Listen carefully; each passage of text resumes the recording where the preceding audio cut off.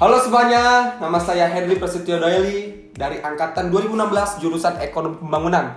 Oke, kali ini saya ingin menjelaskan sesuatu yang menarik dari isi kajian yang saya teliti sampai saat ini yang berjudul Kontribusi Geopark Ciletu terhadap sektor pariwisata di Kabupaten Sukabumi.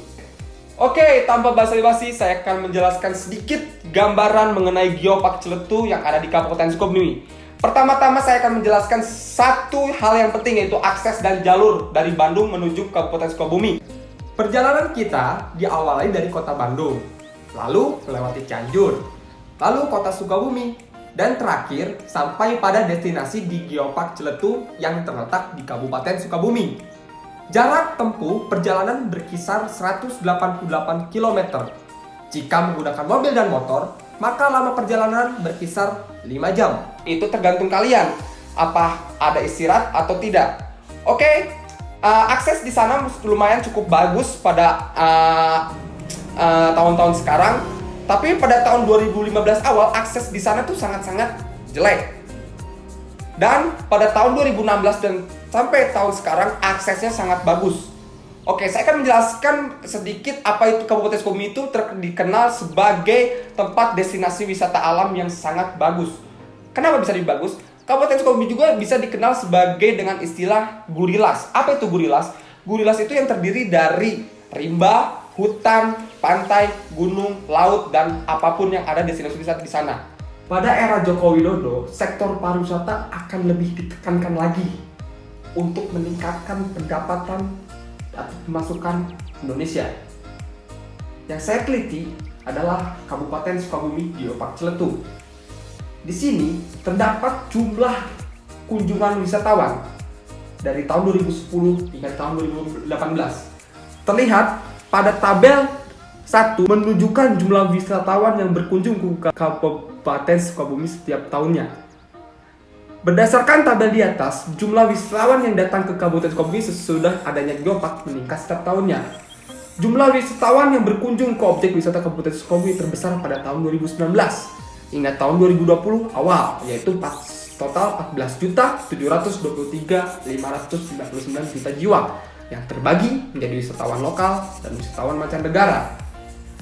Hal tersebut dilihat dari kontribusinya Geopark terhadap Kabupaten Sukabumi. Ternyata Geopark ini memiliki kontribusi yang sangat besar terhadap sektor pariwisata di Kabupaten Sukabumi. Dilihat dari sebelum kunjungan wisatawan Geopark Ciletu itu, ternyata signifikan naik jumlah wisatawan itu cukup kecil dibandingkan adanya Geopark. Terlihat jelas bahwa jumlah kunjungan wisatawan itu sangat mempengaruhi pendapatan suatu daerah. Tadi saya sudah menjelaskan latar belakang atau dasar penelitian saya tentang kontribusi Geopark Ciletu di sektor pariwisata Kabupaten Sukabumi.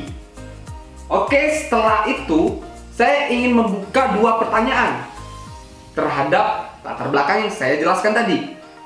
Silakan hubungi kontak di bawah ini jika ada pertanyaan yang ingin kalian sampaikan terhadap penelitian saya. Ya, sekarang sudah ada penelpon nih. Oke, Bapak, dengan Bapak siapa dan di mana? Nama saya Prasetyo, asalnya Klaten. Dari latar belakang di Bapak tadi jelaskan, saya ingin bertanya, apakah sektor pariwisata di Kabupaten Sukabumi merupakan sektor unggulan atau bukan? Itu Pak pertanyaan saya. Terima kasih ya Pak. Oke Pak, terima kasih atas pertanyaan Bapak yang tadi tanyakan ke saya. Nanti saya akan jawab di hasil dari pembahasan dan kesimpulan ya Pak. Terima kasih. Wah, nih sudah ada telepon yang kedua. Oke Bapak, dengan Bapak siapa dan di mana? Nama saya Deli Pak. Saya dari Nias. Saya ini mau bertanya nih Pak, dari latar belakang yang Bapak tadi sebutin. Dengan adanya Geopark baru yang ada di Kabupaten Sukabumi, apakah dapat merubah sektor unggulan menjadi sektor non unggulan? Itu aja sih Pak pertanyaan saya. Oh, oke Pak. Terima kasih atas pertanyaan tadi Bapak buat penelitian saya. Nanti saya akan jawab ya Pak di hasil dan pembahasan dan kesimpulan. Tunggu ya Pak ya. Terima kasih. Dari dua pertanyaan tadi, saya akan jawab di segmen terakhir ya. saya terlebih dahulu ingin menjelaskan kerangka atau alur cerita yang saya buat. Di sini, di gambar yang Anda lihat di layar kaca Anda, bahwa Geopark ini merupakan sebuah destinasi wisata yang akan menimbulkan aktivitas ekonomi sekitar Geopark.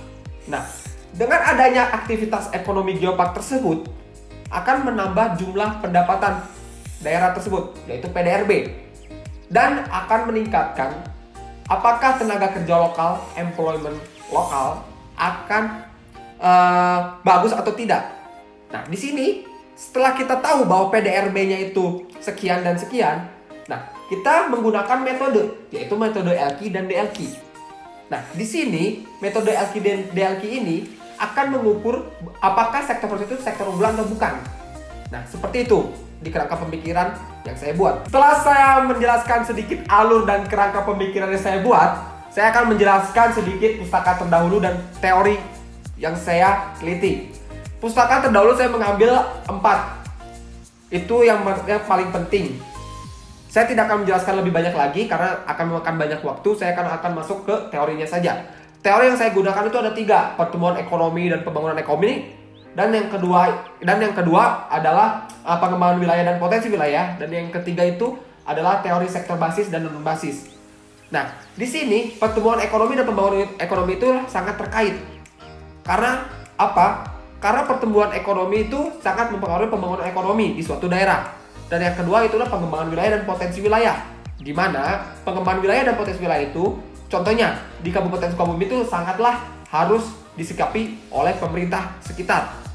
Apa sih di Kabupaten Sukabumi yang bagus, yang harus dibuat, yang harus dihandalkan sih? Ternyata yang harus diandalkan di Kabupaten Sukabumi itu adalah contohnya destinasi alam, geopark, sungai, laut. Nah, itu adalah potensi yang menjadi potensi wilayah yang sangat tepat di Kabupaten Sukabumi. Oke, yang ketiga adalah sektor basis dan non basis. Sektor basis dan non basis itu menjelaskan sektor basis itu apakah sektor pariwisata yang di Kabupaten Sukabumi itu bukan sektor unggulan atau bukan, atau bukan sektor unggulan, atau disebut juga dengan sektor non basis. Saya akan masuk ke bagian metode dan data. Metode yang saya gunakan adalah deskriptif kuantitatif dengan alat analisis LQ dan DLQ. LQ di sini yaitu location question, di mana untuk mencari tahu apakah sektor pariwisata di Kabupaten Sukabumi merupakan sektor unggulan atau bukan. Interpretasinya adalah jika LQ di atas 1, maka sektor pariwisata di Kabupaten Sukabumi merupakan sektor unggulan. Oke? Jika LQ di bawah 1, sektor pariwisata di Kabupaten Sukabumi bukan unggulan. Oke, saya akan lanjut ke metode DLQ, analisis DLQ, di mana DLQ ini adalah Dynamic Location Question. Hampir sama dengan tadi metode LQ, namun bedanya adalah DLQ ini untuk mencari tahu apakah sektor pariwisata di Kabupaten Sukabumi berpotensi atau tidak di masa yang akan datang. Jika dilihat bahwa DLQ ini diukur melalui jumlah PDRB Kabupaten Sukabumi dan jumlah PDRB Jawa Barat dengan wilayah referensinya. Dengan diukur DLQ ini dilihat dari laju pertumbuhannya. Jika laju pertumbuhan Kabupaten Sukabumi lebih kecil dibandingkan laju pertumbuhan wilayah referensinya, maka dapat dikatakan tidak dapat berpotensi menjadi sektor unggulan. Nah, seperti itu. Oke, yang saya jelaskan metode dan data sudah dijelaskan tadi bahwa metodenya dan alat analisisnya seperti apa. Saya akan menayangkan data yang saya gunakan. Yang pertama adalah data PDRB di Jawa Barat yang ada di layar kaca kalian. Nah, di situ saya ada yang di garis kuning, yaitu penyediaan akomodasi dan makanan minum dan jasa lainnya. Kenapa? Karena di sini adalah yang termasuk ke sektor pariwisata. Dan yang kedua datanya adalah PDRB Kabupaten Sukabumi, yaitu penyediaan akomodasi dan makanan minum dan jasa lainnya. Itu datanya. Setelah saya menjelaskan metode dan data, saya akan menjelaskan hasil dari pembahasan saya. Hasil di sini menunjukkan di layar kaca Anda jika sudah dilihat bahwa hasil analisis LQ yang saya buat adalah pada tahun 2010, 2011, 2012, 2013, dan 2015 menunjukkan bahwa LQ-nya di bawah 1, yang berarti bukan sektor unggulan. Dan pada tahun 2014, 2016, 2017, dan 2018 merupakan sektor unggulan karena LQ-nya di atas 1. Karena pada tahun 2015 merupakan baru-baru Geopark Ciletutu itu muncul pada akhir tahun. Nah, sehingga pada tahun 2016, 2017, dan 2018 efeknya atau impactnya terhadap sektor pariwisata di Kabupaten Sukabumi itu drastis melonjak tinggi. Setelah itu, saya akan menjelaskan Dynamic LQ Evaluation Question atau yang disebut dengan DLQ. Di sini, pada tahun 2011, 2012, 13, 14, 15, 16, 17, dan 2018 menunjukkan bahwa DLQ-nya di bawah 1. Karena apa? Karena laju pertumbuhan di Kabupaten Sukabumi merupakan lebih kecil dibandingkan dengan laju pertumbuhan wilayah referensinya, yaitu Jawa Barat. Makanya DLQ-nya di bawah 1. Jadi kesimpulannya makanya bahwa DLQ-nya itu tidak berpotensi menjadi sektor unggulan di Kabupaten Sukabumi. Setelah saya menjelaskan hasil dan pembahasan saya akan menyimpulkan dari 2 pertanyaan Bapak Prasetyo dan Bapak Deli tadi. Apakah sektor pariwisata di Kabupaten Sukabumi merupakan sektor unggulan atau bukan? Dan yang kedua, apakah setelah adanya Geopark muncul di Kabupaten Sukabumi dapat merubah sektor unggulan atau tidak?